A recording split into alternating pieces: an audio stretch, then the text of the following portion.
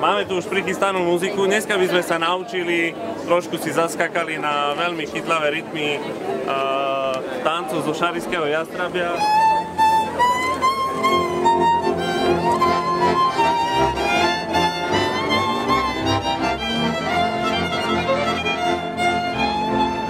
Dobre. Točenie Šarišskej jastrabie je veľmi zaujímavé, úplne hladké. Teraz si ho ukážeme a môžeme ísť pomaly po kruhu. 3, 2. Niekto ma tu prenasleduje.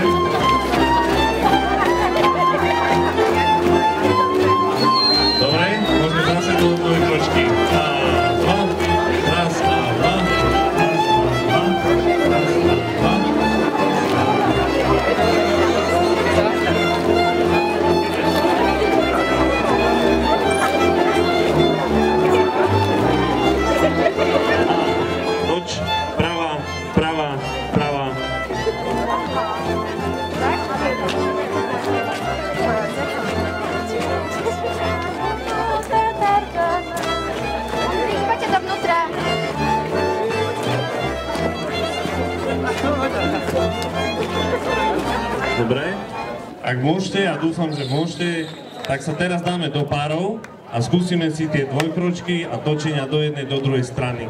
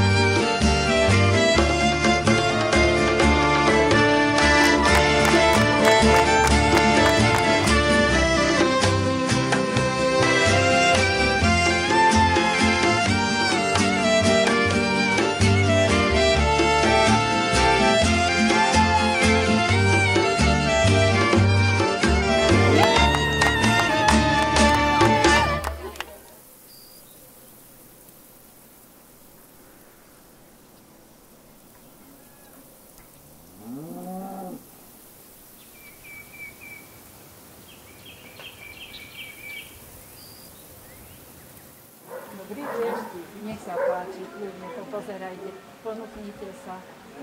Vy ste vedeli, že tu je výstava?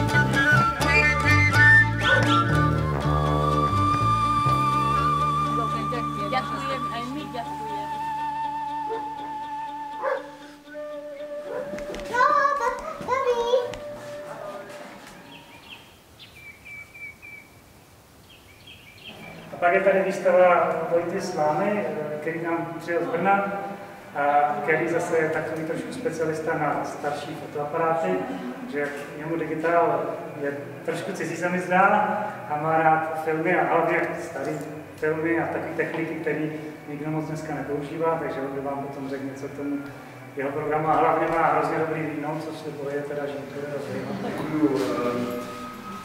Sestrám, který to na tom festivalu dělají, přijde jako skvělá věc a vlastně já pracuji hrozně pomalu v dlouhých velkých souborech, v podstatě 1 za 10 let, takže teďka jsem udělal druhý, který ukázku, je tam prohlídnutí knihami, ten soubor je celý.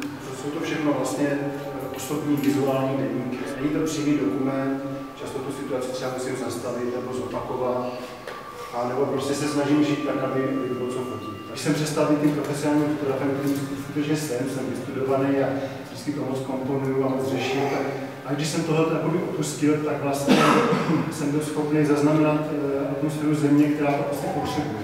A v rámci bakalářské práce som spracovávala zhruba 2 roky archív Vladimíra Pošťala, úsek jeho tvorby a konkrétne teda slovenskú dedinu. A tým, že Vladimír Puštial vlastne má veľmi široký rádius a záber, čo ja aj môžem ako potvrdiť tým, že som to dielo tak viac menej doňho sa ponorila, že ten pán Puštial, on bol taký veľmi, veľmi aktívny človek, preto je aj označovanie fotograf Katier, pretože on chodil po horách, neustále behal, bol taký ako živý človek, akčný. Pre ňu fotografia bola ako na prvom mieste. Takže ja by som ešte poprosila Vlada, keby ty si o otcovi... Ja v krátkosti by som dal pravdu.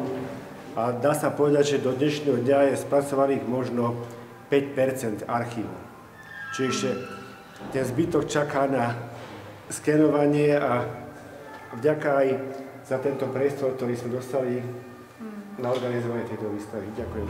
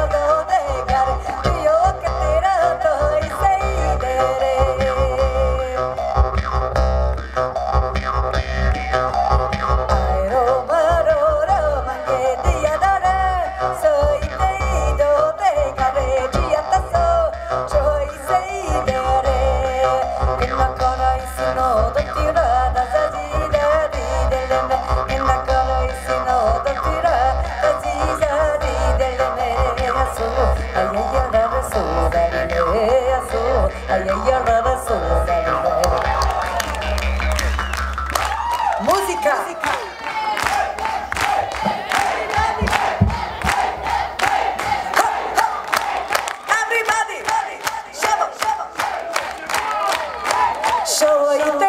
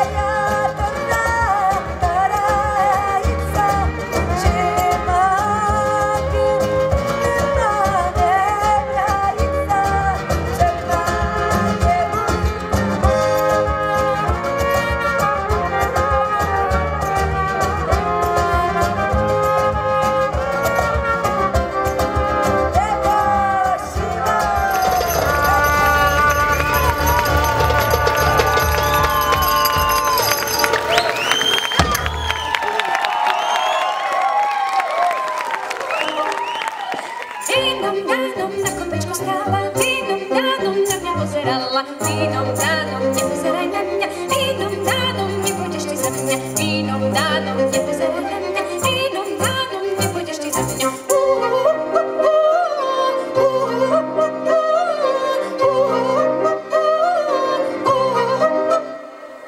Vínom dánom, prečo mi som nešla, vínom dánom, veď nie som pyšná, vínom dánom, kráľovna je pyšná, vínom dánom, tá za muža išla, vínom dánom, kráľovna je pyšná, vínom dánom, tá za muža išla.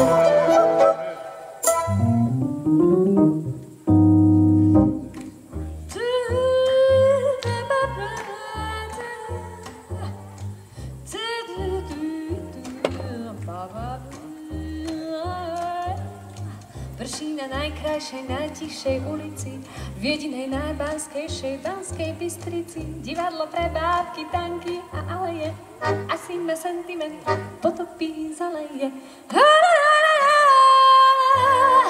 Prší a kvapká a mrholí a sneží, dnes si mi navoňaný, smiešný a svieží.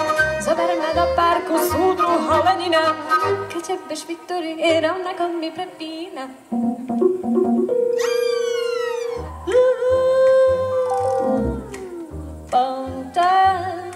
You give me fever. Vezmi ma do Banskej, nevorák človeče, zabudneme sa v Bystrici, čas nám uteče. Toto bola pieseň o slovenskom Paríži, bola by škoda si tam chodníčky neskríži. Toto bola pieseň o slovenskom Paríži, bola by škoda si tam chodníčky neskríži. Toto bola pieseň o slovenskom Paríži, bola by škoda si tam chodníčky neskríži. Toto bola pieseň o slovenskom Paríži, bola by škoda si tam chodníčky neskríži. Toto bola pieseň o slovenskom Paríži, bola by škoda si tam chodníčky neskríži. Toto bola pieseň o slovenskom Paríži, bola by škoda si tam chodníčky neskríži. Toto bola pieseň o slovenskom Paríži, bola by škoda si tam chodníčky neskríži. Toto bola pieseň o slovenskom Paríži, bola by škoda si tam chodníčky neskríži. Nebolo to vtáča v čiernom bielope, nebolo to vtáča v čiernom bielope, ale to môžu aj ľanové košely, ale to môžu aj ľanové košely. Ľanová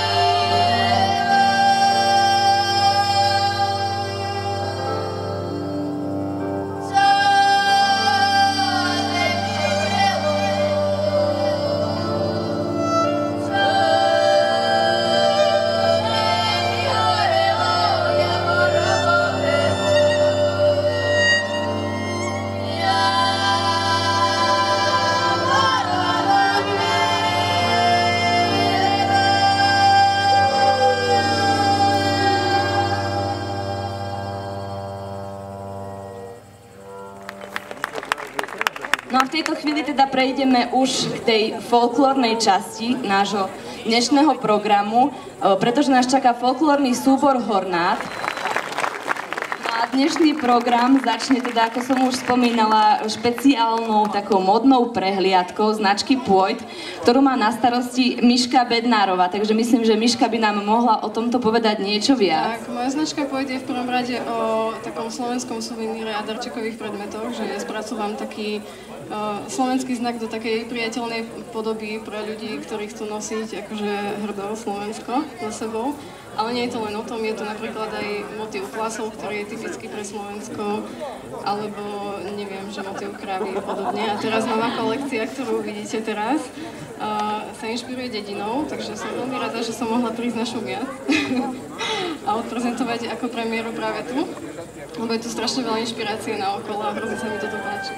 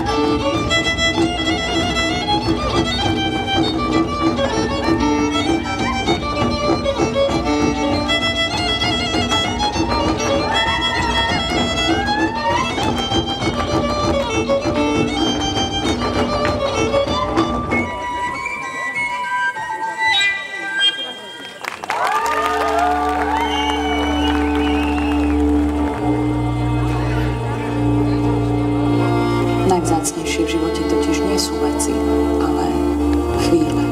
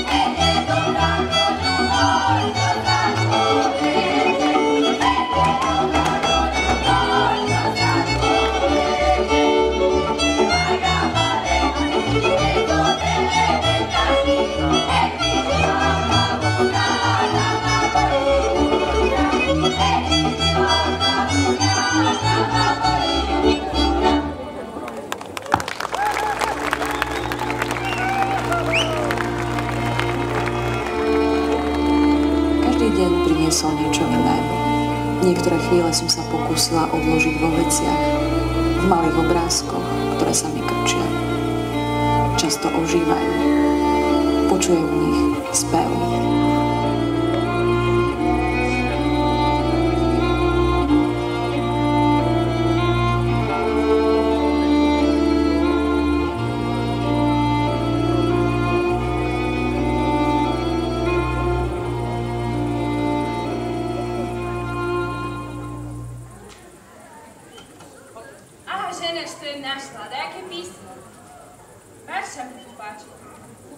Robinovia, už a veci do Kyjova neverí.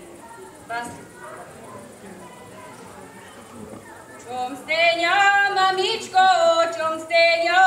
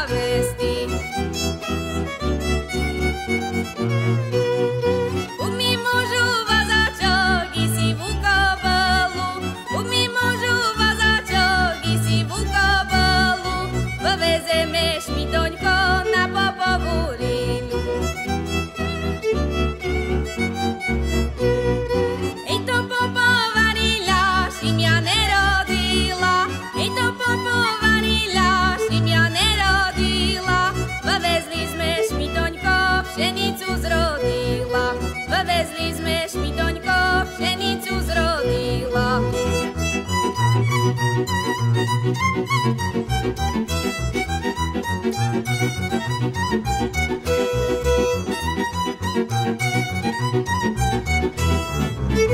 tak